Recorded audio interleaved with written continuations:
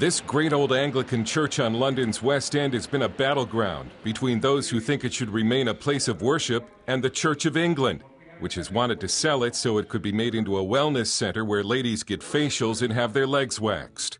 In the 1800s, St. Mark's Church in the Mayfair district on London's West End echoed the sermons of some of Britain's great preachers and was the church where Supreme Allied Commander Dwight Eisenhower and his staff worshiped during World War II.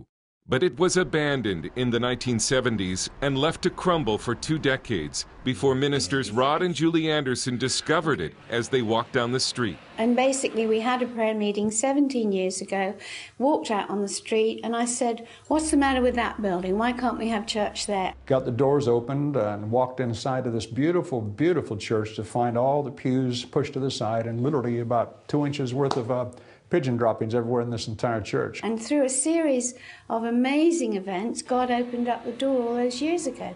Commonwealth Church became a vital part of Mayfair, meeting the needs of the poor and elderly. But last year, Commonwealth was kicked out of St. Mark's by the Church of England so that the building could be sold to raise cash. This fence was erected after Commonwealth Church was evicted from St. Mark's. It's intended to keep out the homeless, the very people Commonwealth was trying to serve. Commonwealth now worships in a hotel convention center and is thriving there. But the Mayfair community has rallied behind them, creating a public campaign to fight the sale of St. Mark's.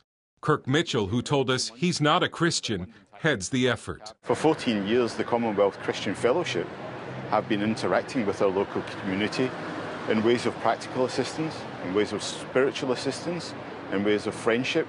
There is not another church in Mayfair that reaches out to the local community and offers the types of practical assistance that's ever been offered to them before and since. The developer who wanted to buy St. Mark's had already turned one historic London church, Holy Trinity, into a so-called event center, where a recent art exhibition featured Christ in an electric chair, a gorilla on the cross, and the levitating head of John the Baptist. And a few months ago, after St. Mark's had had a fence around it to keep out the poor, the church was opened up again to the rich for this fashion show. Mitchell says the Church of England has sent a terrible message to the Mayfair community. What's striking and ironic, it would appear that as a Christian organisation, they're telling the local community, actually we don't want to serve you.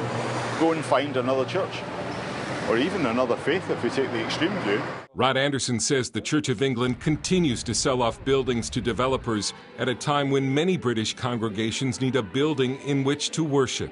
Everywhere you go in this nation, there are literally hundreds and hundreds of incredibly anointed men and women that have no place to meet. And the thought that they continue to sell these buildings off to people for strictly commercial situations is just so anti-Christ. It's unbelievable. Just one website shows a number of old churches for sale. This Scottish church is now a bed and breakfast. But in December, London city officials stepped in and decided St. Mark's must remain a church.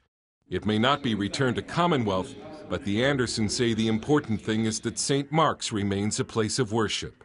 God has kept this since the 1800s. The purpose of this building is it's a holy house of prayer to His glory. There's a restricted covenant that says this shall be a place of worship forever. What do we not understand about forever? Dale Hurd, CBN News, London.